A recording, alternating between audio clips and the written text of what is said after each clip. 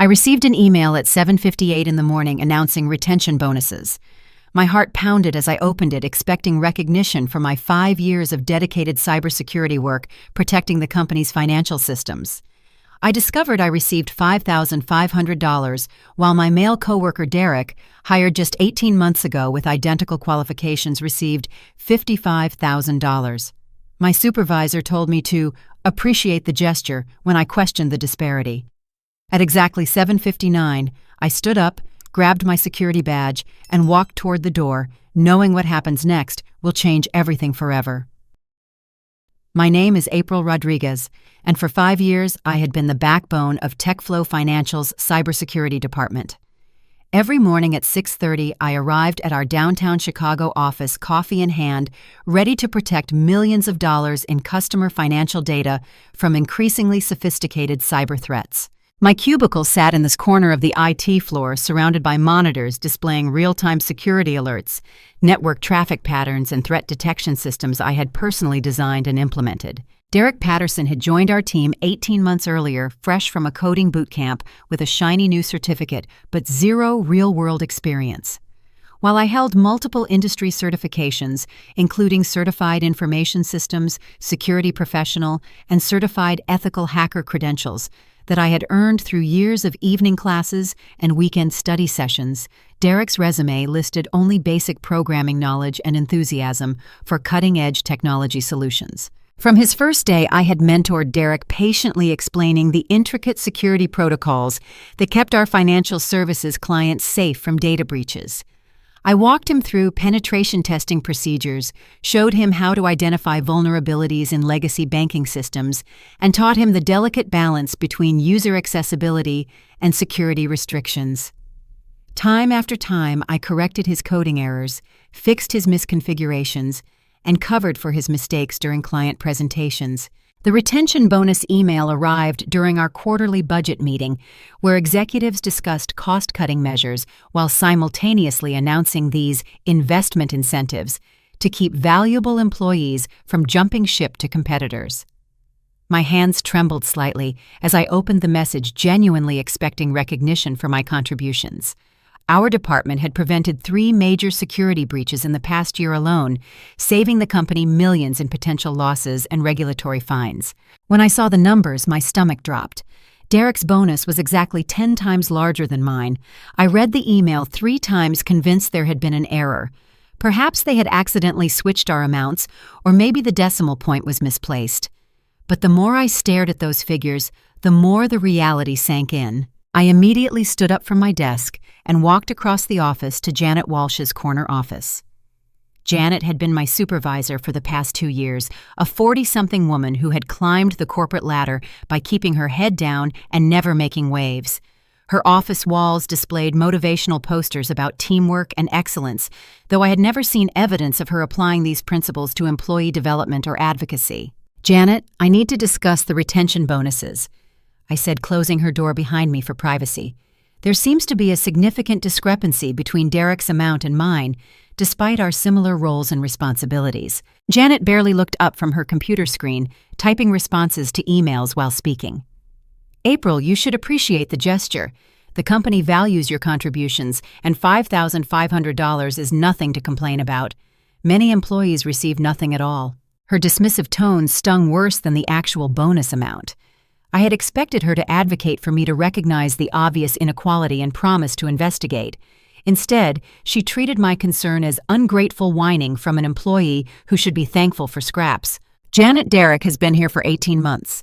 I've been here for 5 years with consistently excellent performance reviews. My security implementations have saved this company millions of dollars. How does he warrant 10 times my retention bonus?" She finally looked up, her expression conveying mild annoyance at having her morning routine interrupted. "Derek brings fresh perspectives and innovative approaches to our security challenges. The retention committee felt his skills were particularly valuable for our future growth initiatives. I suggest you focus on your own professional development rather than comparing yourself to your colleagues." The casual cruelty of her response hit me like a physical blow. In that moment, I realized this was not an oversight or mistake, but a deliberate devaluation of my work and worth. The rage building inside me was unlike anything I had ever experienced in a professional setting. I returned to my desk in a daze, mechanically performing my daily security monitoring tasks while my mind raced. Something deeper was happening here, and my access to company systems gave me the ability to investigate. As senior IT security analyst, I had legitimate access to HR databases for security auditing purposes, a responsibility that included reviewing employee access privileges and compensation data for potential insider threats. What I discovered over the next several hours shattered any remaining faith I had in TechFlow Financial's commitment to equality. Using my authorized access to run routine security reports, I uncovered a systematic pattern of gender-based discrimination that extended far beyond retention bonuses. Every male employee in technical roles had received bonuses averaging $45,000, while female employees in identical positions received between $3,000 and $6,000. The data revealed even more disturbing trends. Male employees were promoted an average of 18 months faster than their female counterparts. Starting salaries for men consistently exceeded women's by 20 to 30%, even when the women had superior qualifications and experience. Performance review scores showed minimal differences between genders, yet compensation and advancement opportunities diverged dramatically. As I dug deeper into historical payroll data, I found evidence of my own systematic undervaluation. Despite receiving exceeds expectations ratings on every performance review, my salary increases had averaged 2.3% annually, while Derek, hired at a starting salary only $5,000 below my current pay, after 5 years had already received 2 promotions and a 15% raise. The most crushing discovery came when I accessed email archives through our security monitoring system. Janet had been copied on communications between HR and executive leadership discussing demographic optimization and workforce restructuring that clearly targeted older female employees for performance improvement plans designed to facilitate terminations. The final piece of evidence appeared in an executive email chain from 3 months ago. The subject line read, Q4 Retention Strategy, Technical Staff. Derek's bonus was not actually a retention incentive, but a promotion bonus for his newly created position as lead security analyst, a role that should have been mine based on seniority performance and qualifications. They had promoted him above me without even posting the position or conducting interviews. As I sat staring at my monitor surrounded by the quiet hum of servers and networking equipment I had protected faithfully for 5 years, the full scope of the injustice became clear. This company had built its security infrastructure on my expertise, while systematically denying me advancement opportunities, fair compensation, and basic respect. Janet knew about the discrimination and had actively participated in it all while offering empty platitudes about appreciating company gestures. My security access suddenly felt like more than just job responsibility. It represented leverage opportunity and the power to expose the truth about TechFlow Financial's treatment of its female employees. For the first time in hours, I smiled. They had given me the tools to document their discrimination, and I intended to use every single one of them. Over the following days, I channeled my anger into systematic documentation, using my legitimate security responsibilities as cover for a deeper investigation into TechFlow's discriminatory practices. My role required me to monitor system access review, employee activity logs, and audit communication patterns for potential security threats. Now, I applied these same skills to uncover evidence of workplace violations that posed a different kind of threat to the organization. During routine security audits, I had submitted dozens of reports over the past year, warning about critical vulnerabilities in our network infrastructure. These reports sat in my secure folder, each one time-stamped and digitally signed, creating an irrefutable record of my attempts to protect the company's digital assets. What I discovered as I reviewed these documents was a pattern of willful negligence by the same executives who had dismissed my retention bonus concerns. Every security recommendation I had made was either ignored completely or assigned to Derek for further evaluation. He consistently delayed implementation, claiming he needed time to research alternative solutions or consult with vendors about cost-effective approaches. Meanwhile, our systems remained vulnerable to exactly the types of attacks I had warned against. SQL injection vulnerabilities in our customer database, unencrypted transmission of financial data, and outdated authentication protocols that practically invited hackers to waltz through our digital front door. I pulled up email records from the past 6 months, tracing the communication trail around my security recommendations. The pattern was infuriating and obvious. I would submit detailed vulnerability assessments with specific remediation steps, cost estimates, and implementation timelines. Janet would forward these reports to Derek with instructions to review and provide alternative perspectives. Derek would then schedule meetings with executives to discuss security optimization strategies that mysteriously never resulted in actual security improvements. During one particularly memorable exchange from 3 months ago, I had warned about a critical vulnerability in our client portal that could expose customer financial records. My report included step-by-step instructions for patching the flaw and implementing additional authentication measures. Derek's response, copied to all senior management, questioned whether the vulnerability was truly critical and suggested conducting additional research before implementing my expensive and potentially disruptive recommendations. 2 weeks later, I discovered Derek had been promoted to lead security analyst, apparently based on his thoughtful approach to balancing security needs with operational efficiency. The promotion announcement praised his innovative thinking and collaborative leadership style, qualities that apparently meant delaying critical security updates while taking credit for my work. The promotion revelation led me to investigate Derek's actual technical capabilities more thoroughly. Through our training system logs, I found he had never completed any of the advanced security courses I had recommended. His code commits to our internal systems showed a troubling pattern of basic errors and security oversights that I had quietly corrected without documenting the fixes.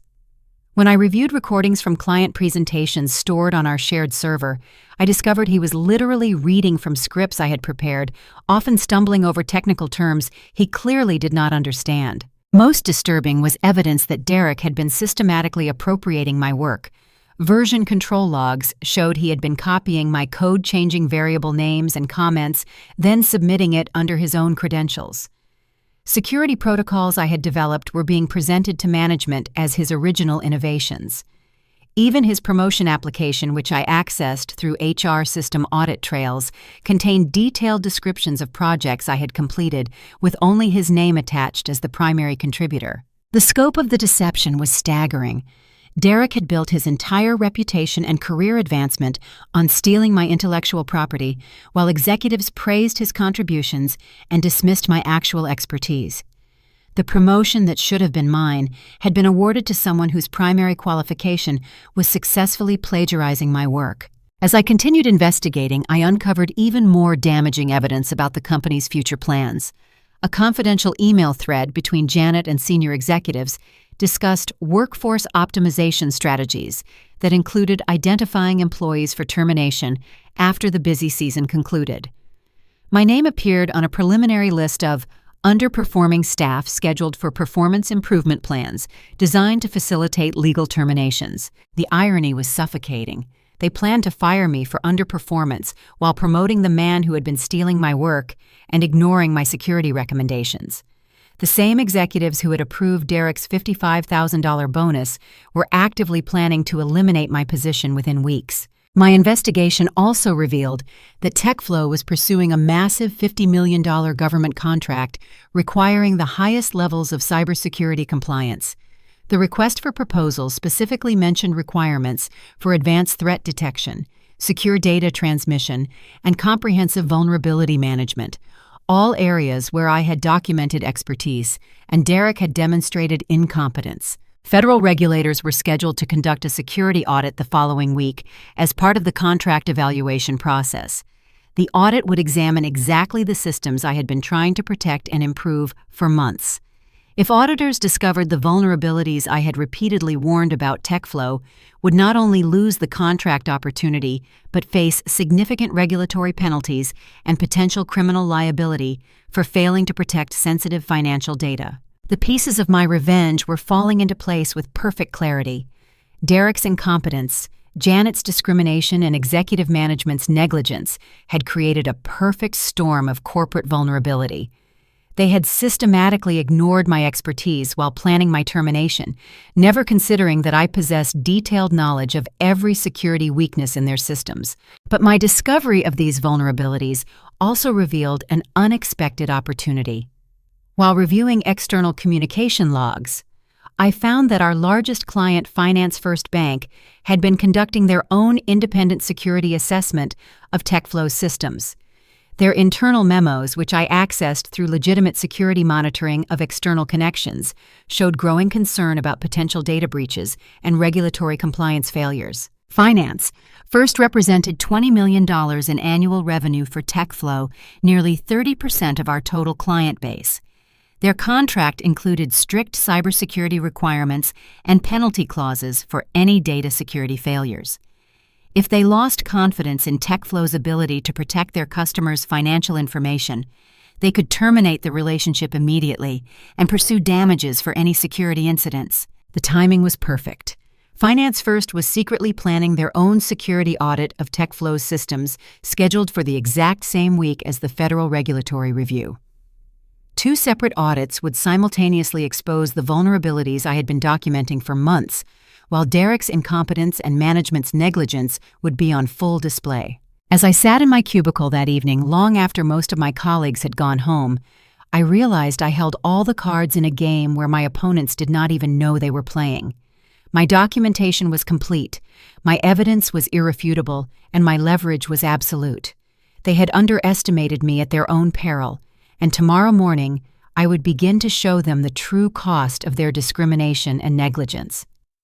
The next few days required careful orchestration of the most complex plan I had ever devised.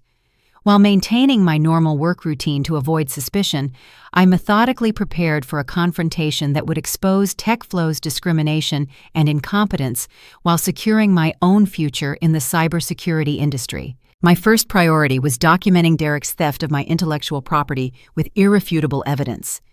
Through our version control system, I created detailed reports showing the timeline of his plagiarism, complete with code comparisons, timestamp analysis, and digital fingerprints proving he had copied my work. The evidence was overwhelming and legally actionable under both company policy and federal copyright law. During a routine security sweep of the office, I discovered something that made my blood run cold. Derek had installed a small wireless camera near my workstation, hidden behind a decorative plant that someone had recently moved closer to my desk.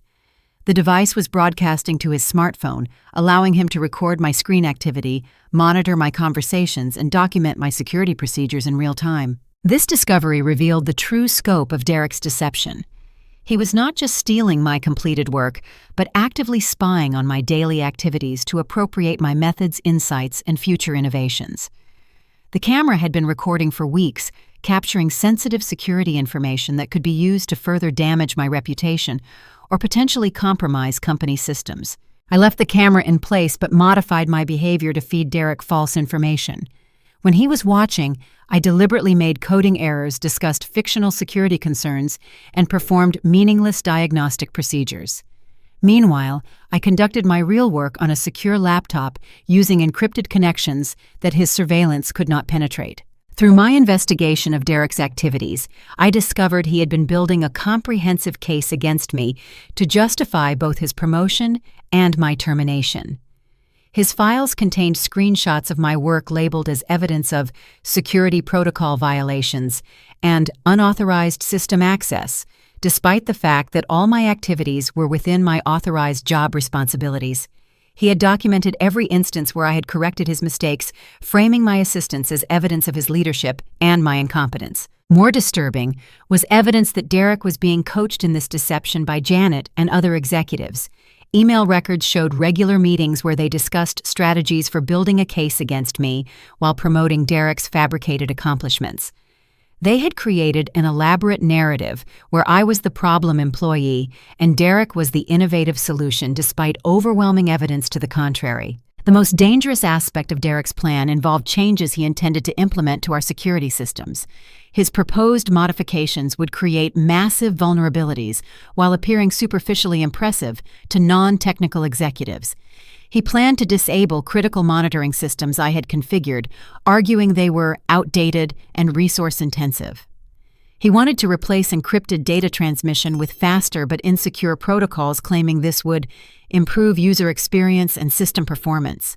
If Derek implemented these changes before the upcoming audits, the resulting security failures would be catastrophic for TechFlow. But according to his timeline, he planned to blame these failures on legacy systems and protocols implemented by previous staff, meaning me. He would escape responsibility while I faced potential criminal charges for cybersecurity negligence. I realized Derek's technical incompetence made him genuinely unaware of how dangerous his proposed changes would be. He understood enough about computers to sound credible to non-technical executives, but lacked the expertise to recognize that his modifications would essentially hand hackers the keys to our entire network. His ignorance made him the perfect weapon for executives who wanted to eliminate me while maintaining plausible deniability about the consequences. But Derek's plan also contained the seeds of his own destruction.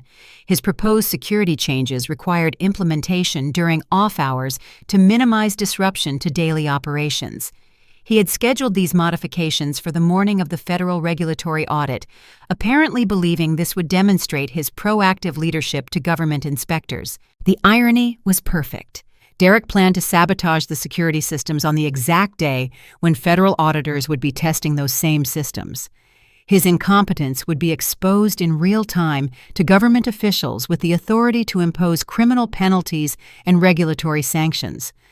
But according to his plan, I would no longer be employed by TechFlow when this disaster occurred, leaving him to face the consequences alone. As I developed my counter strategy, I made a discovery that changed everything about my approach to this situation.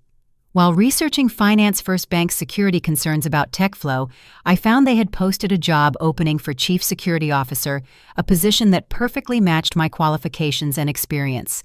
The salary range was $180,000 to $220,000 annually, nearly triple my current compensation at TechFlow. More importantly, the job description mentioned specific requirements for expertise in financial data protection, regulatory compliance, and cybersecurity incident response, all areas where I had demonstrated excellence, while Derek had shown incompetence. Finance. First, was essentially looking for someone with my exact skill set to solve the problems they were having with companies like TechFlow. I began crafting a carefully worded application that highlighted my experience without directly criticizing my current employer. Instead, I emphasized my success in preventing security breaches, implementing compliance protocols, and identifying vulnerabilities before they could be exploited. I included examples of cost savings from my security improvements and quantified the value of threats I had neutralized. Within 48 hours, Finance First's Human Resources Department contacted me for a phone interview. The conversation went exceptionally well, with their IT director expressing particular interest in my experience with the exact types of systems TechFlow used. They were clearly dealing with security concerns related to their vendors and needed someone who understood both the technical and business implications of cybersecurity failures. During the interview, I carefully mentioned my awareness of common vulnerabilities in financial services vendor networks, noting that many smaller firms lack the resources or expertise to maintain adequate security standards. This prompted detailed questions about specific threats and remediation strategies, allowing me to demonstrate knowledge that Derek could never fake. By the end of the week, Finance First had invited me for an on-site interview scheduled for the following Monday morning, exactly the same day Derek planned to implement his disastrous security changes at TechFlow. The timing was so perfect, it almost seemed orchestrated by fate. As I prepared for what I knew would be my final days at TechFlow, I created multiple encrypted backups of all evidence, documenting the discrimination, theft, and negligence I had uncovered. I stored copies on secure cloud servers, encrypted USB drives, and trusted personal devices, ensuring the information could not be destroyed or suppressed, regardless of what happened to my company equipment. I also prepared detailed whistleblower complaints for the Department of Labor Equal Employment Opportunity Commission and relevant cybersecurity regulatory agencies. These documents outlined the systematic discrimination I had experienced, the theft of my intellectual property, and the potential security violations that could endanger customer financial data and national cybersecurity infrastructure. The stage was set for a confrontation that would expose TechFlow's corruption while launching my career to new heights. They had underestimated my capabilities, ignored my warnings, and dismissed my worth. Now they were about to learn that the woman they had tried to marginalize possessed the knowledge, evidence, and leverage to bring down their entire operation. As I sat in my car outside the TechFlow building that Sunday evening, watching the security lights illuminate the office where I had spent 5 years of my professional life, I felt a mixture of sadness and anticipation. Tomorrow morning would mark the end of one chapter and the beginning of another, but the transition would be entirely on my terms. Monday morning arrived with the crisp clarity of a Chicago autumn, and I dressed carefully in my best professional attire, knowing this would be my final day as a TechFlow employee. I arrived at the office at exactly 7:55, 5 minutes earlier than usual, carrying a small cardboard box that appeared to contain personal items, but actually held the encrypted drives containing evidence of everything I had discovered. Derek was already at his workstation wearing a new tie and looking more confident than I had ever seen him. His computer displayed multiple terminal windows, showing system configurations and security protocols, confirming that he planned to begin implementing his disastrous changes as soon as possible. He glanced up as I approached my desk, offering a smug smile that suggested he knew something I did not. "Morning, April," he said with false cheerfulness. "Big day ahead for the security team. I'll be making some important updates to our protocols this morning. You might want to pay attention and learn something."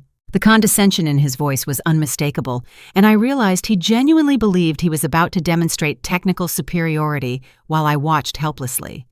His delusion was almost pitiful, but I felt no sympathy for someone who had built his career on stealing my work and undermining my reputation. I settled at my desk and began my normal morning routine, checking security alerts and monitoring system status while keeping one eye on Derek's activities.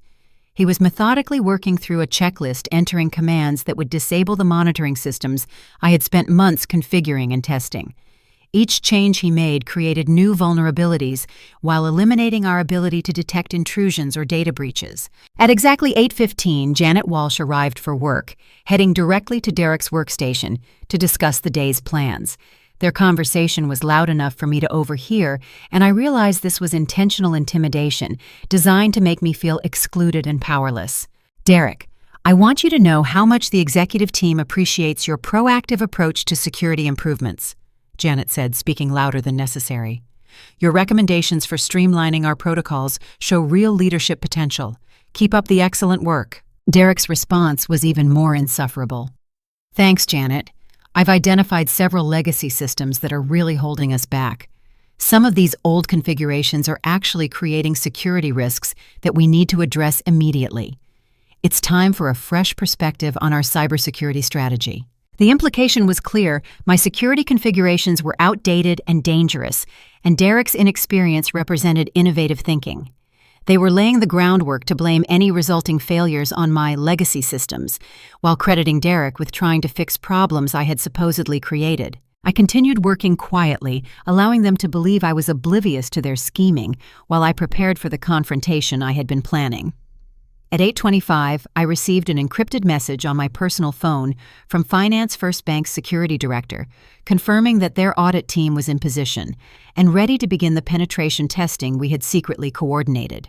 The next few minutes would unfold according to a script I had written, though neither Derek nor Janet realized they were actors in my carefully orchestrated drama. At exactly 8:30, I stood up from my desk and walked deliberately toward Derek's workstation.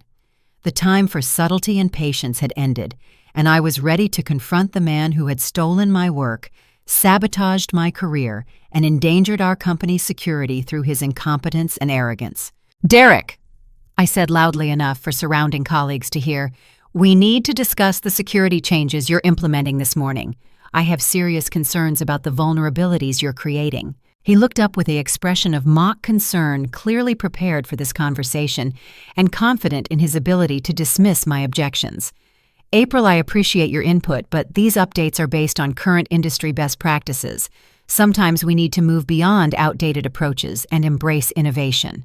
Outdated approaches, I replied, my voice rising slightly.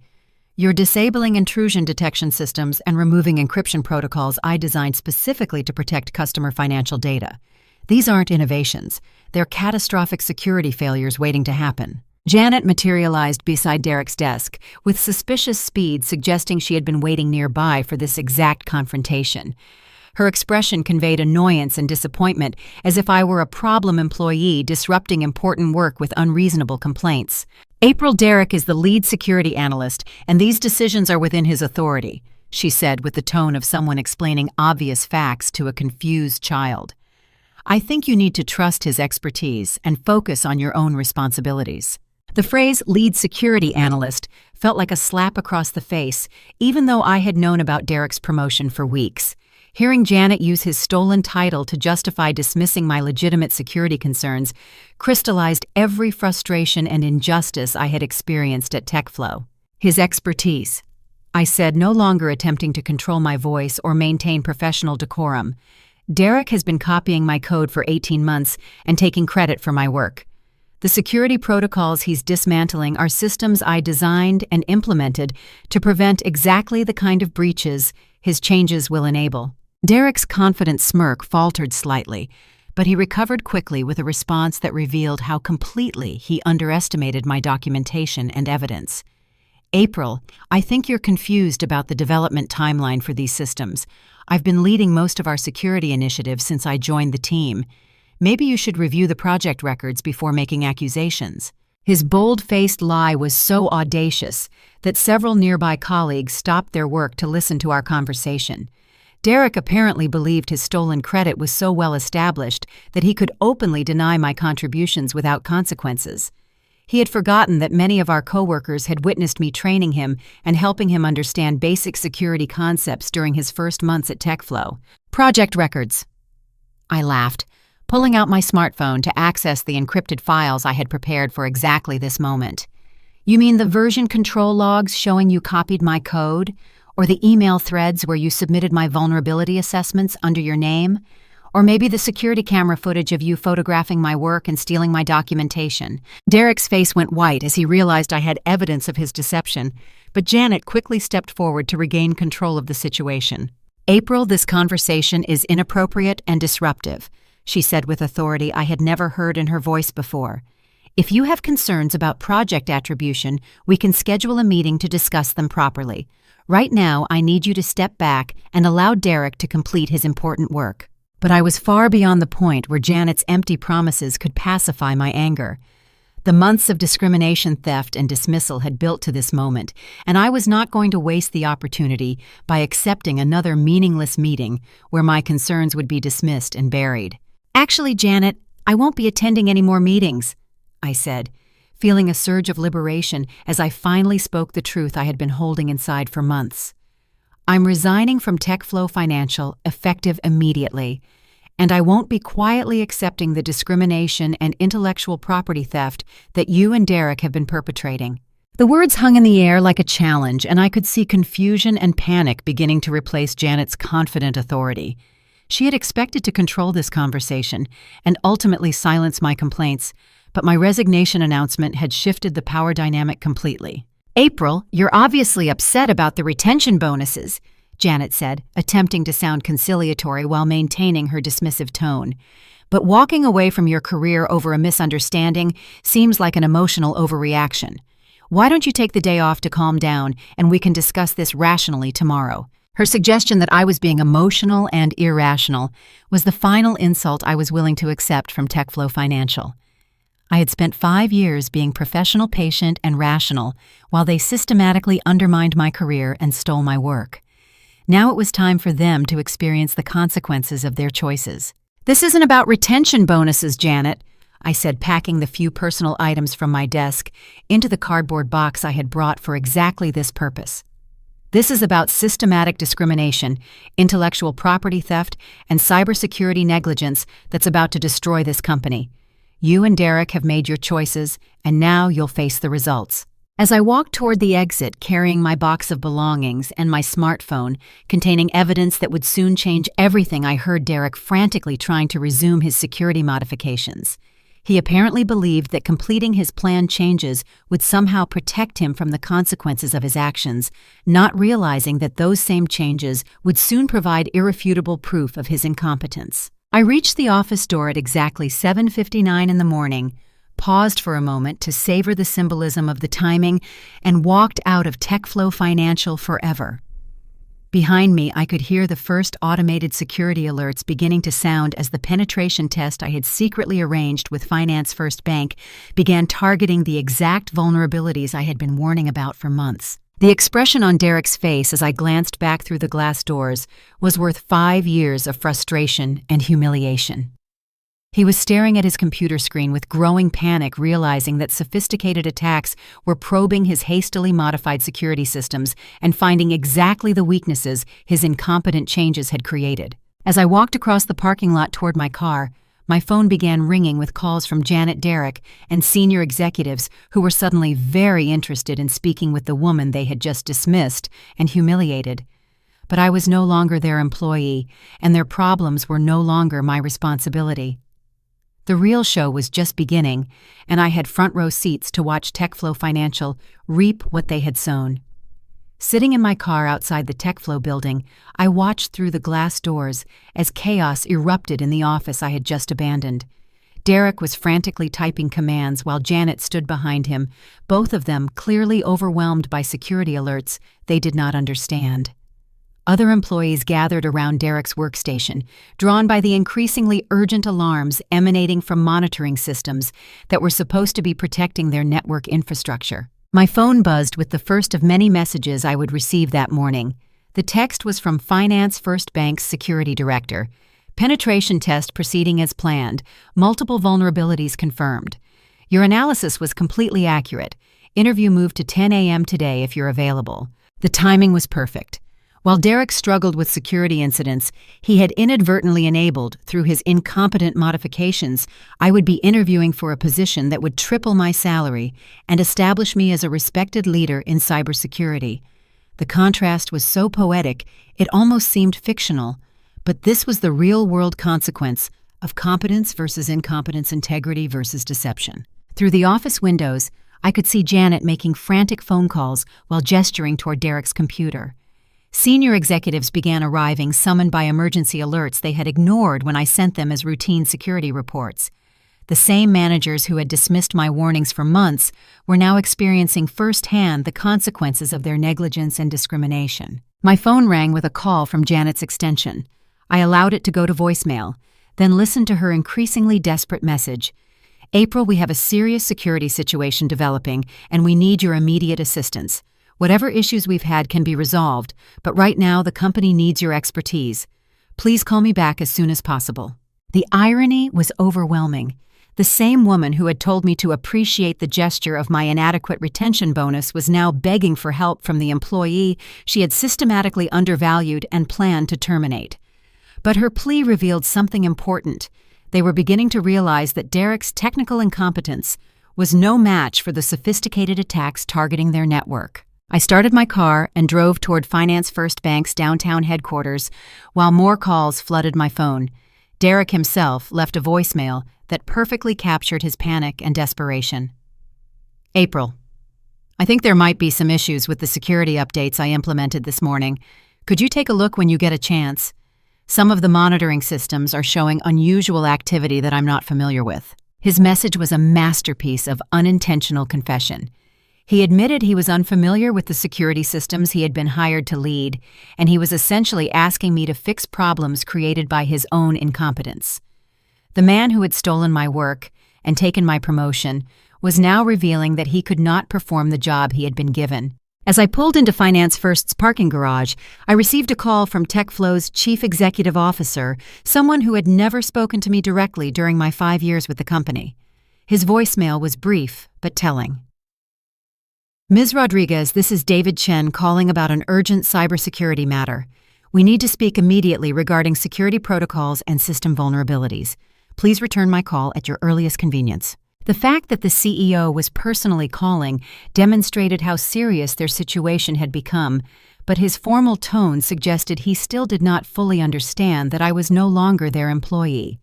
They seemed to believe this was a temporary tantrum that could be resolved with the right combination of apologies and incentives, not realizing that I had been planning this confrontation for weeks. My interview at Finance First Bank exceeded every expectation I had harbored about my professional future.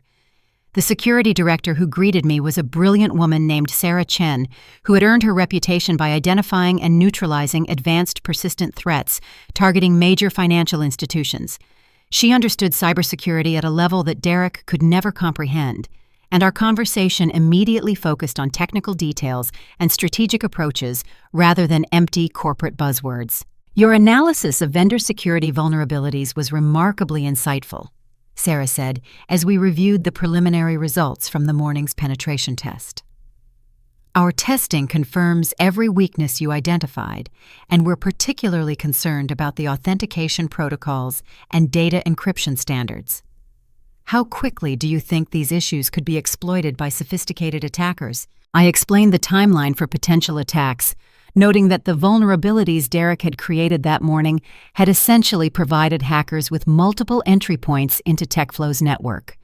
A competent attacker could gain access to customer financial data within hours, potentially exposing millions of dollars in assets and personally identifiable information that would trigger massive regulatory penalties and criminal investigations. "That assessment aligns with our concerns about several vendor relationships," Sarah replied. "We're particularly worried about TechFlow Financial based on their recent security audit results and some concerning personnel changes in their cybersecurity leadership. What's your perspective on their current capabilities?" The question gave me an opportunity to demonstrate my knowledge without directly attacking my former employer, though the implications were clear. I outlined the challenges facing smaller financial services firms, noting that inadequate cybersecurity investment and poor personnel decisions could quickly transform minor vulnerabilities into catastrophic breaches. I mentioned the importance of experienced leadership and continuity in security operations, subtly highlighting the risks associated with promoting inexperienced staff to critical positions. By the end of our conversation, Sarah had offered me the Chief Security Officer position with a starting salary of $200,000 comprehensive benefits and equity participation that could significantly increase my compensation over time. The role included authority over a team of 12 cybersecurity professionals and a budget of $5 million for security infrastructure improvements. As I signed the employment agreement in Finance First's executive conference room, my phone continued buzzing with increasingly desperate calls from TechFlow. The security situation had apparently deteriorated throughout the morning, with multiple system failures and potential data breaches overwhelming Derek's limited capabilities. The final call came from Janet herself, speaking with a level of desperation I had never heard in her voice. "April, please listen to this entire message. We're facing a potential cybersecurity disaster, and the federal audit team is arriving this afternoon. Derek is unable to resolve the issues, and we need someone with your expertise to prevent a catastrophic failure. I'm authorized to offer you Derek's position as lead security analyst with a significant salary increase. We can also revisit your retention bonus and address any concerns you've had about advancement opportunities. Please call me immediately." Her offer was everything I had wanted 6 months ago: the promotion, the recognition, the compensation I deserved. But it was too late. I had already accepted a better position with a company that valued my expertise from the beginning, and TechFlow would soon face consequences that no amount of last-minute personnel changes could prevent. As I drove home from Finance First Bank with my signed employment contract, I reflected on the morning's events with a mixture of satisfaction and amazement. The woman who had been dismissed as an ungrateful employee complaining about a retention bonus had become Chief Security Officer at one of the region's most prestigious financial institutions, while the man who had stolen her work was drowning in a crisis he had created through his own incompetence. But the day's revelations were far from over. That evening, I received a call from a reporter at the Chicago Tribune who had been investigating discrimination practices in the financial services industry. Someone had provided her with detailed documentation about TechFlow's treatment of female employees, including evidence of pay disparities, promotion discrimination, and systematic undervaluation of women's contributions. The reporter's questions suggested that my departure from TechFlow had triggered interest from multiple parties, including regulatory agencies and advocacy organizations focused on workplace equality. My documentation of systematic discrimination was apparently part of a larger pattern affecting multiple companies in the financial services sector, and my case could become a catalyst for broader industry reforms. As I prepared for bed that night, I checked my email one final time and found a message that perfectly captured the day's transformation. Sarah Chen had sent me a welcome packet for my new position at Finance First, including details about my office team introductions and strategic priorities for my first 90 days as Chief Security Officer. The contrast with my morning at TechFlow was stark and satisfying. I had begun the day as an undervalued employee facing termination, and ended it as a highly compensated executive with the authority to implement the cybersecurity improvements I had been advocating for years. The discrimination that was meant to end my career had instead launched me to new heights of professional success and personal satisfaction. 6 months after walking out of TechFlow Financial at 7:59 that morning, I sat in my corner office at Finance First Bank reviewing quarterly security reports that demonstrated the dramatic improvements we had implemented under my leadership. The contrast with my former employer's situation could not have been more stark or satisfying. TechFlow Financial had ceased to exist as an independent company 3 months earlier, acquired by a larger firm after facing insurmountable legal and financial pressures resulting from their cybersecurity failures and discriminatory practices. The federal audit I had witnessed from afar revealed exactly the vulnerabilities I had been documenting for years, triggering regulatory sanctions, criminal investigations, and civil lawsuits that ultimately destroyed their business model. Derek Patterson had been terminated within 48 hours of my departure after federal auditors discovered that his security modifications had created precisely the vulnerabilities I had warned about in my previous reports. His incompetence was documented in official regulatory findings that effectively blacklisted him from cybersecurity roles throughout the financial services industry. The last I heard, he was working at a small web development firm building basic websites for local businesses. Janet Walsh faced personal liability for her role in the discrimination scheme with depositions and court filings, revealing the extent of her participation in systematic pay disparities and promotion denials affecting multiple female employees. She was terminated from TechFlow and subsequently struggled to find comparable management positions as word of her discriminatory practices spread throughout the industry. The retention bonus that had triggered my investigation became Exhibit A in a Department of Labor case that resulted in one of the largest discrimination settlements in the financial services sector's history. The $5,500 I had received, compared to Derek's $55,000, became the symbol of systematic pay inequality that cost TechFlow millions in damages and penalties. But my personal vindication extended far beyond TechFlow's downfall. At Finance First Bank, I had implemented comprehensive security improvements that became the industry standard for financial data protection. Our zero-breach record and innovative threat detection systems earned recognition from cybersecurity organizations, regulatory agencies, and industry publications. My team had grown from 12 to 35 cybersecurity professionals, making ours one of the largest and most respected security departments in regional banking. We had prevented 4 major attack attempts, saved the bank millions in potential losses, and established protocols that other financial institutions were copying throughout the Midwest. The professional recognition was gratifying, but the personal transformation felt even more significant. I had gone from being an overlooked employee whose expertise was dismissed to being a sought-after expert whose recommendations shaped industry practices. Conference organizers invited me to speak about cybersecurity strategy universities, asked me to guest lecture, and headhunters regularly contacted me about executive opportunities at major corporations. 6 months after my departure from TechFlow, I was invited to testify before a congressional subcommittee investigating cybersecurity vulnerabilities in the financial services sector. My testimony about the relationship between workplace discrimination and security failures became part of the legislative record supporting new federal protections for cybersecurity whistleblowers. During my testimony, I explained how discrimination and incompetent personnel decisions had created security vulnerabilities that threatened national financial infrastructure. I described how companies that systematically undervalued their most qualified employees were particularly susceptible to cyber attacks, because discrimination often resulted in critical positions being filled by unqualified personnel who could not recognize or respond to sophisticated threats. The subcommittee's final report cited my case as evidence that workplace equality was not just a social justice issue, but a national security imperative.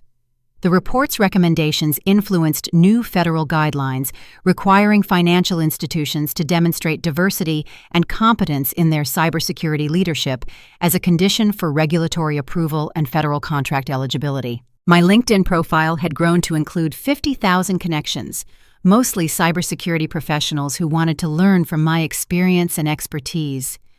Job offers arrived weekly from companies seeking chief information security officers with salary ranges reaching into the high six figures. Several technology firms had approached me about joining their executive teams or serving on their boards of directors. The financial transformation was equally dramatic.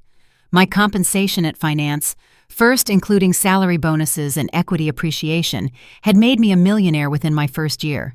The contrast with my previous financial struggles at TechFlow was almost surreal, but it reflected the market value of expertise when properly recognized and compensated. One particularly satisfying moment came when Derek attempted to contact me through LinkedIn, requesting help finding employment after his termination from TechFlow. His message was a masterpiece of desperation and unintentional irony. "Hi, April. I hope you're doing well in your new position. I'm currently exploring new opportunities and wondered if you might have any advice about cybersecurity roles that would be a good fit for my background and experience. I'd really appreciate any guidance you could provide." I did not respond to his message, but I saved it as a reminder of how completely our positions had reversed. The man who had stolen my work and undermined my career was now seeking assistance from the woman he had helped force out of TechFlow.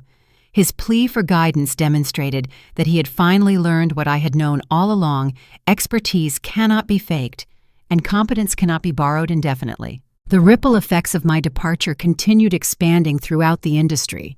3 other female employees at TechFlow had filed their own discrimination complaints, citing my case as evidence that their experiences were part of a systematic pattern rather than isolated incidents. Their lawsuits had collectively resulted in additional settlements exceeding $2 million. My documentation and testimony had also influenced regulatory changes affecting the entire financial services sector. New federal guidelines required companies to demonstrate diversity in cybersecurity leadership and establish clear protocols for reporting and addressing pay disparities. The TechFlow standard became shorthand for discriminatory practices that regulators would not tolerate. But perhaps the most meaningful recognition came from unexpected sources. Universities began inviting me to participate in mentorship programs for women studying cybersecurity, and several scholarship funds had been established in my name to support female students pursuing careers in information security. A year after leaving TechFlow, I was featured on the cover of Cybersecurity Executive magazine with a story titled "From Discrimination to Leadership: How One Woman's Fight for Equality Transformed Industry Standards." The article described my journey from undervalued employee to industry leader, but it also explored the broader implications of my experience for workplace equality and national cybersecurity. The magazine interview gave me an opportunity to reflect on the transformation that had begun with a $5,500 retention bonus and led to recognition as one of the most influential cybersecurity executives in the financial services sector. The discrimination that was meant to end my career had instead launched me to heights I could never have imagined while sitting in that TechFlow cubicle. As I prepared for a keynote speech at the National Cybersecurity Conference, where I would address an audience of 3,000 security professionals about the relationship between workplace equality and national security, I thought about the executives who had dismissed my worth and the coworker who had stolen my work. They had taught me valuable lessons about resilience documentation and strategic planning, though probably not in the way they had intended. The woman who had been told to appreciate the gesture of inadequate compensation had become a millionaire executive whose expertise shaped industry standards and federal policy. The employee whose warnings had been ignored was now one of the most respected voices in cybersecurity, with the authority to implement the improvements she had been advocating for years. But the most satisfying aspect of my transformation was knowing that other women would benefit from the precedents I had established and the changes I had influenced. The discrimination I had experienced and documented had become the foundation for protections that would help future generations of female cybersecurity professionals avoid similar treatment. 2 years after walking out of TechFlow Financial, at 7:59 that morning, I stood before a packed auditorium at Northwestern University, delivering a guest lecture to students pursuing cybersecurity degrees. Looking out at their eager faces, I was reminded of my own journey from undervalued employee to industry leader and the lessons I had learned about self-worth, courage, and the power of expertise combined with integrity. The most important thing I can teach you today, I told the students, is that your worth is not determined by how others choose to value you, but by how you choose to value yourself and what you're willing to accept in return for your expertise and dedication. My lecture focused on the technical aspects of cybersecurity leadership, but the students' questions consistently returned to my experience with workplace discrimination and the decision to leave TechFlow. They wanted to understand how someone could walk away from job security to pursue justice and opportunity, even when the outcome was uncertain. I explained that walking out that morning had been the culmination of months of preparation and documentation, not an impulsive emotional reaction. The key was understanding that expertise combined with evidence creates leverage, and leverage can be transformed into opportunity when applied strategically. But the foundation of everything was recognizing my own worth and refusing to accept less than I deserved. Discrimination thrives in environments where victims remain silent and isolated, I continued.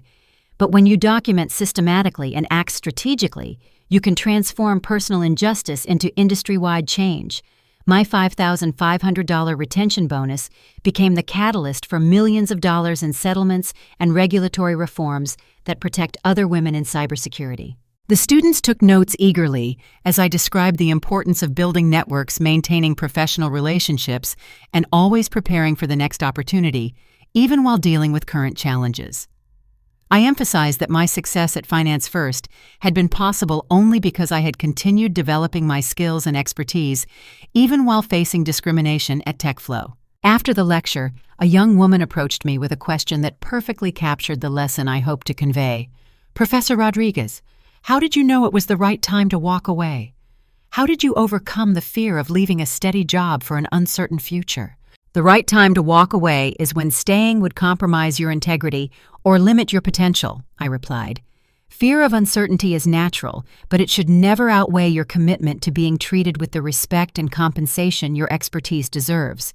Sometimes the greatest act of self-respect is knowing when to leave." I shared with her the moment of clarity I had experienced when Janet told me to appreciate the gesture of my inadequate bonus.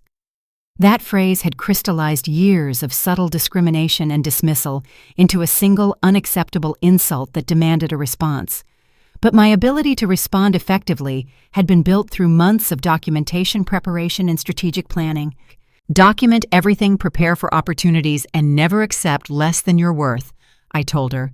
"Those 3 principles will serve you well regardless of what challenges you face in your cybersecurity career." As I drove home from the university that evening, I reflected on how completely my life had transformed since that morning at TechFlow.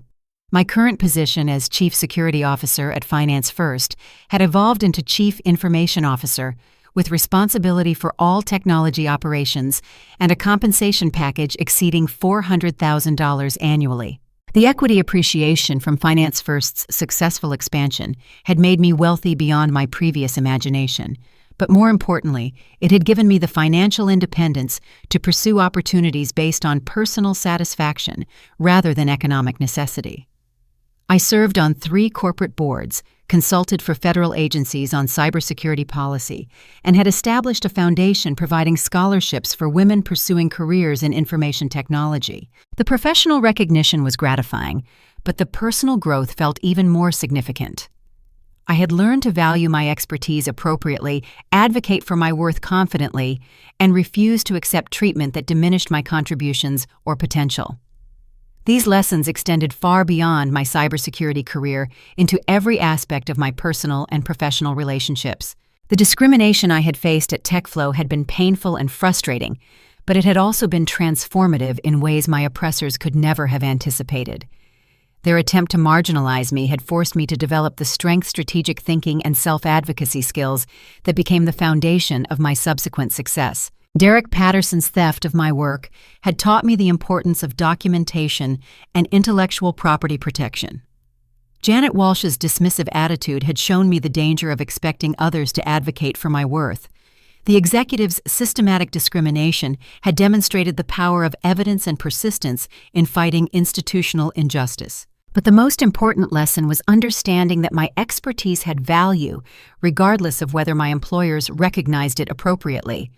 The cybersecurity knowledge I had developed through years of study and experience could not be diminished by discrimination or theft. When I finally chose to market that expertise properly, the results exceeded my most optimistic expectations. My story had become a case study taught in business schools and discussed in diversity training programs throughout corporate America. The TechFlow case illustrated how discrimination not only harmed individual employees, but also damaged companies by driving away their most valuable talent and creating security vulnerabilities through poor personnel decisions. The $5,500 retention bonus that had triggered my investigation was now cited in academic research as an example of how seemingly small acts of discrimination could reveal massive systemic problems. My decision to document and expose that discrimination had resulted in regulatory changes affecting the entire financial services industry. As I sat in my home office that night, reviewing speaking requests and consulting opportunities for the coming year, I thought about the young woman at Northwestern University who had asked about overcoming fear to pursue better opportunities. Her question reminded me that my transformation could inspire others facing similar challenges in their own careers. The most meaningful aspect of my success was knowing that other women in cybersecurity would benefit from the precedents I had established and the protections I had helped create. The discrimination that could have ended my career had instead become the foundation for changes that would help future generations avoid similar treatment. Sometimes the most important decision you can make is knowing when to walk away from a situation that does not value your worth. My $5,500 retention bonus had been intended as an insult, but it became the catalyst for opportunities and recognition that transformed my entire life. The gesture I was supposed to appreciate became the foundation for achievements beyond my previous imagination. Your value is not determined by how others choose to treat you, but by how you choose to treat yourself and what you demand from the world around you. Document your worth, prepare for opportunities, and never accept less than you deserve. When you combine expertise with courage and strategy, there is no limit to what you can achieve. I hope this story encourages you to reflect on your own worth and the treatment you accept in your personal and professional relationships. Have you ever faced discrimination or had your contributions undervalued? How did you respond, and what did you learn from the experience? Share your thoughts in the comments below, and let's continue this important conversation about workplace equality and self-advocacy. If this story resonated with you, please give it a like to help others find inspiration in the power of standing up for your worth. Subscribe to hear more stories about overcoming workplace challenges and achieving professional success through courage and strategic thinking. And please share this video with anyone who might benefit from learning about the importance of documentation, preparation, and refusing to accept less than they deserve. Thank you for listening to my story, and remember that your expertise and dedication have value that no amount of discrimination can diminish. Sometimes, walking away from injustice is the first step toward achieving everything you've ever wanted in your career and life.